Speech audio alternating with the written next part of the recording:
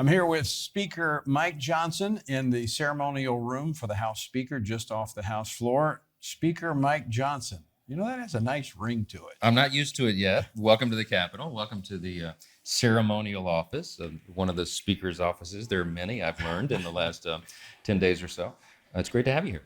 So, 2 weeks as House Speaker, what was it like after that vote? I mean, we watched the speech, but let me ask this, has it settled in yet? It hasn't really, to be honest. It's been a whirlwind. As soon as I was handed the gavel, they told me when you step down from the rostrum, your life will not be the same so long as you hold the gavel. And it's largely been true. This is an all points bulletin kind of job. I mean, you have to be on 24 hours a day. There's not a lot of downtime. And I think that's particularly true right now because of the way this transition happened. It was a regretful. But that's not new for you. Well, I mean, you've been 24/7 since I've known you. true. Perhaps I was prepared for that, but to assume a speakership, to begin one midstream in the midst of a Congress, is very different than it's normally done. Plus, not going through the various, usually it's like majority leader, then speaker. I mean, you came from being the vice chair of the conference. Now, you did serve as chairman of the RSC, but I mean, this is like going from, 0 to Mach speed in 30 seconds. Somebody said it's the JV team to the NFL. Okay, whatever the metaphor is. It was a lot. And there's a lot to be done because we were kind of in a tumultuous period for those weeks. And we had to pull the team together. We had to cast the vision. We had to staff up immediately. The Speaker's office has, I think, over 80 employees with the various divisions and jobs that must be handled. We had to set the policies and procedures in place. And immediately, of course, upon us is the government funding issues, the appropriations deadline, and all the rest. So it's been a lot. Well, let's talk about some of those issues. As you 2 weeks into the position, the top 3 issues facing you, what would you say they are? Well, the immediate that's before us and we face next week is November 17, and that's when the government funding runs out and we would go into a shutdown if we don't either complete the appropriations process or do some sort of stopgap funding measure. And you've been working, I mean, the House is working late into the night to get these appropriations bills done. Right. But you're not going to get them all done by the 17th. No, and part of the reason for that is there was no muscle memory. This has actually not been done for quite some time in Washington. In fact, they told us it could not be done. But this House Republican majority committed to doing it a different way, to changing how Washington works. And I'm pleased to say that we've done a great job in that regard. We're moving the separate appropriations bills through the process, but we've run out of time because we lost a little bit of the clock and a little bit of the calendar. And so it will require a stopgap measure to allow us additional time to complete that process. But I'm very optimistic about this. As late as last night, I'm meeting personally with small groups, subsets of members, and talking through their ideas on that, concerns, and we're reaching consensus. I'll tell you, this is an encouragement that there is a great esprit de corps amongst the members in the House, more than I've ever seen since I've been here for 7 years. I can echo that. That's what I'm saying. And then they went home, Tony, last weekend and the weekend before, and they received that same level of energy, esprit de corps from the grassroots, from the base at home, from constituents, even in different parties. And I'm hearing it in the narrative when we're talking about the time. The clock is ticking. We're less than 2 weeks away from the deadline here. But I'm not hearing anything about a government shutdown. I'm hearing about how we're going to fix this among all the members. That's right. On the Republican side. And we're not going to fix it the way they have always done to us in the past, as long as I've been here, and that is wait till the very last minute right before Christmas and jam an omnibus spending package upon members of Congress and thus the people that spends trillions of dollars and is 3,000 pages that no one read. That's the playbook every time. We're not doing that playbook anymore. Good. Yeah. Let's talk Israel. That is, I mean, the Middle East is, it looks like it could spin out of control at any moment. Yeah. It can, and you saw. Not only did I address that as a top priority in my speech before I took the oath of office, I also came out as literally the first act under my speakership was the resolution to declare our commitment to Israel, our great friend and ally. And Every day since then, we have been emphasizing that. The first major bill that we passed was the Israel supplemental funding package, the aid that they desperately need, and is exactly the amount that was requested even by the White But House. the Senate's not moving it. They're not moving it. You know why? Because we added a pay for. What a concept. That's another thing that we're doing differently. We can't just borrow the money from some other country to spend and help our $33 trillion in debt. At what point do we say enough is enough? 33.6 trillion. And it adds every moment. While we're recording this, we'll go another 20 or 30 million dollars in debt just over a few minutes. It's not sustainable. So we have obligations as the great superpower, the great leader in the world. But our first obligation is stewardship of the precious resources of the American people.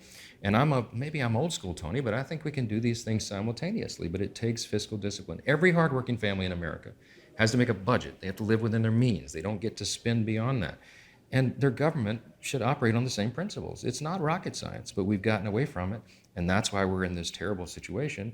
And we're trying to bring common sense back to the equation. And so taking $14.5 billion out of a $67 billion fund that was set there to build up the IRS and hire new IRS agents to go and audit small businesses and families, okay? If you're weighing those priorities, I sent the message to Senator Schumer and the Democrats who run the Senate.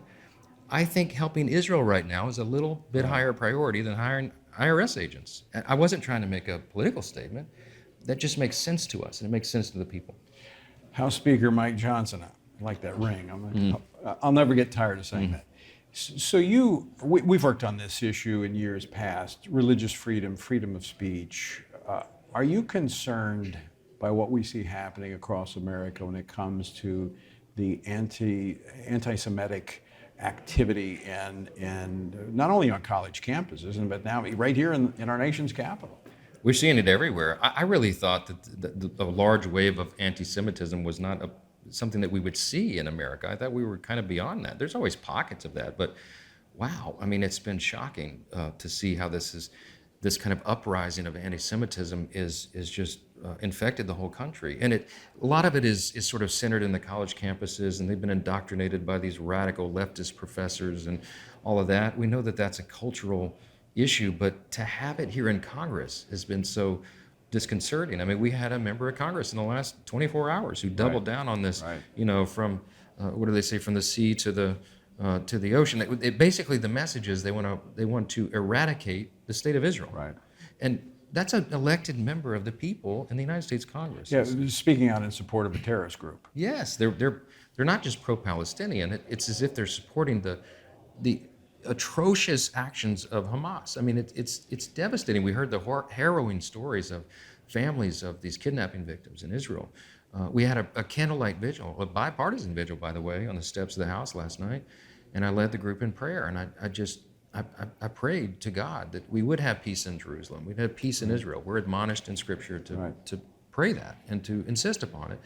And it was a great feeling there to have Republicans and Democrats standing united in this cause. And I think we need to send that message around the world. Well, along those lines, when I was chairing the U.S. Commission on International Religious Freedom, we were actually looking at the anti-Semitism that was taking place in Western Europe. Mm-hmm. And I remember hearing from the official from the United Nations who oversees the anti-Semitism effort there. And he said that we need to be paying attention because it's the canary in the coal mine. Mm-hmm. And when you look at what's happening here in the United States, it's not going to stop with this anti-Israel, anti-Jewish. Mm-hmm. I mean, it moves to Christianity next. History tells us that. Well, sure it does. And our faiths are tied together. I mean, especially in this country, of course, we speak often about our Judeo-Christian foundations. And we have that in common. And so it's a matter of faith to us, but it's also a matter of common sense and principle. I mean, it makes sense for us to support our strongest ally in the Middle East. They're the only democracy in that region. And they're surrounded by neighbors who now, clearly, we know, want to eradicate them. And it makes good sense from a public policy standpoint, from an investment standpoint. We have to have Israel be sustained and survive and be strong. And I've committed that to Prime Minister Netanyahu, to my counterpart who's the Speaker of the Knesset in the last few days. They invited me to come and address the Knesset, and I'm going to plan to do that as soon as possible. because I think we need to continue to just reinforce and double down on this idea that America will always stand with Israel. This is the right side of the conflict. Is this same spirit what is driving the attacks on when you see the hostility toward Christian faith? I mean, you've been attacked for your faith. Yeah. The fact that you have a covenant marriage, Yes, right. which I had something to do with. It's your fault. Yeah. So, and you're protecting your kids from evil influences. Somehow, doing what used to be normal makes you a target, a villain. It's been remarkable, hasn't it? Look, we know what comes with the territory when you rise up in leadership. There are whole industries, as you know, that are dedicated to taking down public officials like me. They can't stand the idea that someone would openly acknowledge their faith, right? That's not in vogue in Washington anymore. Hasn't been for a long time. So what you're seeing right now is Washington and the surrounding press corps interacting with a leader who openly acknowledges what he believes. What a concept. I mean, within previous generations, everyone did. Right. As of right now, the polling affirms that over a majority of the American people also identify as Christians, with their faith. This should not be a remarkable thing. What would be remarkable to the framers of our Constitution that this would be controversial. Right. That's how far we've But come. I think that's a part of the cancel culture to try to suppress, repress, to make people of faith feel like they're isolated and alone, so they'll go silent. And that's all the more reason we need to speak up. Well, and that's what's happened over decades. We've lamented this many times. We saw the trend happen, the cultural shifts in America, because they convinced Americans over time that there was this rigid, the separation of church and state. Of course, they take the phrase completely out of context from the letter that Jefferson wrote. We all know that. And what they've convinced a generation or two of Americans of is that means that faith can have no influence in the public square. Of course, the original meaning of the First Amendment was that the government cannot encroach upon the church, right? The founders were so clear, they wanted a vibrant expression of faith in the public square because they knew that what we were doing here was an experiment in self-governance. And they knew that to maintain a constitutional republic of, by, and for the people, you had to have a basic consensus, a sense of morality and virtue that undergirded the republic, or else it wouldn't continue. I mean, Washington said, of all the dispositions and habits which lead to political prosperity, religion and morality are indispensable supports. And then John Adams comes next and he says, look, our Constitution is made only for a moral and religious people. It is wholly inadequate to the government of any other. We have completely forgotten those notions, and we got to get back to it. That'd make a great course to teach. Oh yeah, I've done that. Yep. How can our viewers and our listeners be praying for you and Kelly and the family?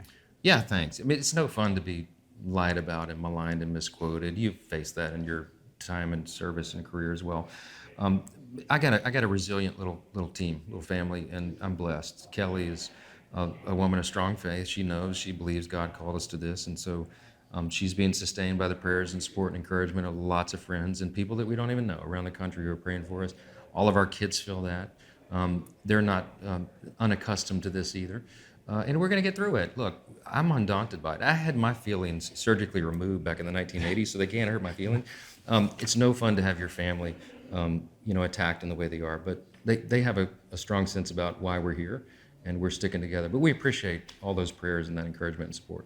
But part of the strength comes from the fact that you could see God's hand at work. And you made reference to this in your opening speech when you were accepted the nomination and you were voted in as speaker.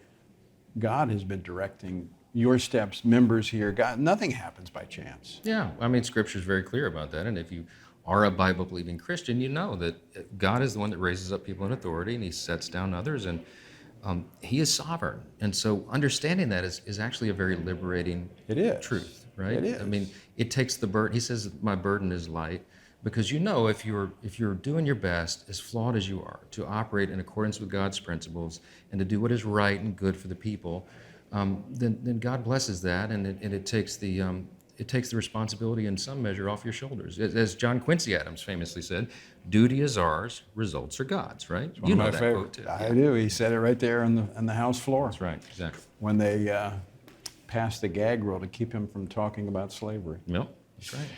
Speaker Mike Johnson, thanks so much for taking time to join us today. Thank you, and for all the influence and the mentorship over the years. I really appreciate it. and we're going to be praying for you even harder now. Thank you. We need it.